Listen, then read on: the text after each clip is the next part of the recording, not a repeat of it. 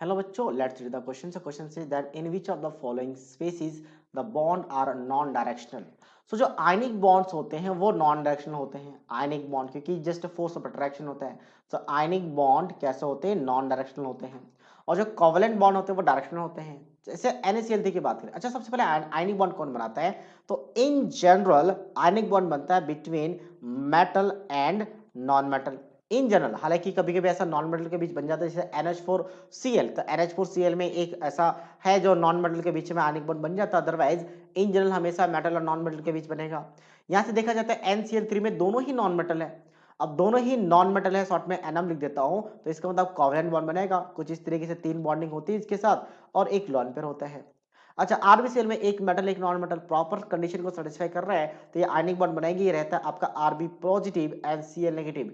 अच्छा, दूसरी बात, इसके आउटरमोस्ट में एक इलेक्ट्रॉन होते हैं क्योंकि ये S ब्लॉक का एलिमेंट है, तो NS1 लिखा जाता है। और इसके आउटरमोस्ट में 7 इलेक्ट्रॉन है, तो NS2 NP5 लिखा जाता है। तो ये इजीली एक इलेक्ट्रॉन को लॉस करके इसको डोनेट कर देगा, ताकि दोनों अपने ऑक्टेट को कंप्लीट कर सके। और इसलिए इनके आयनिक बॉन्ड बनते हैं, जिस जस्ट फोर्स ऑफ अट्रैक्शन होता है, जिसको नॉन डायरेक्शनल कहा जाता है।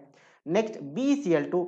तो BCl2 हालांकि है एक्चुअल में एस मेटल और नॉन मेटल दो हैं, बट ये कोवलेंट बन जाता है। ये कोवलेंट बन जाता है, रीजन क्या है? क्योंकि अगर मैं बात करूं फजान रूल का, तो फजान के हिसाब से अगर कैटायन का साइज बहुत ही छोटा हो और एनायन का साइज ग्रेटर हो, तो उन केस में कोवलेंट करेक्टर बहुत ज्यादा आ जाता है।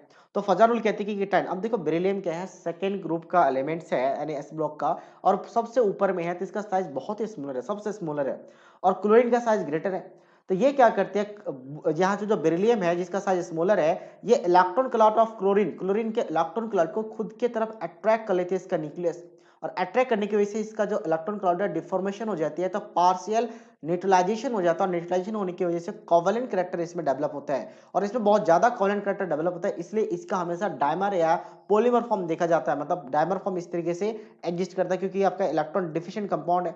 तो इलेक्ट्रॉन डिफिशिएंट कंपाउंड होने की वजह से इस तरीके से डायमर और पॉलीमर फॉर्म बनाती है, और एक कोवलेंट कंपाउंड है। तो ये आयनिक कंपाउंड नहीं है, तो ये आपके पास डायरेक्शनल नेचर का होगा। BCl3, तो BCl3 में बोरोन है, बोरोन वैसे भी नॉन मेटल है या मेटलाइट्स में रखा जाता है। और क्लोरीन नॉन मेटल्स है, तो इसके बीच में कभी आयनिक बॉन्ड नहीं बनती, कोवलेंट बॉन्ड है। ये आपका स्ट्रक्चर होता है। तो इसका मतलब ये भी डायरेक्शनल नेचर का हो गया। So that means only B is the right answer of this question. So I hope you understood it well. All the best.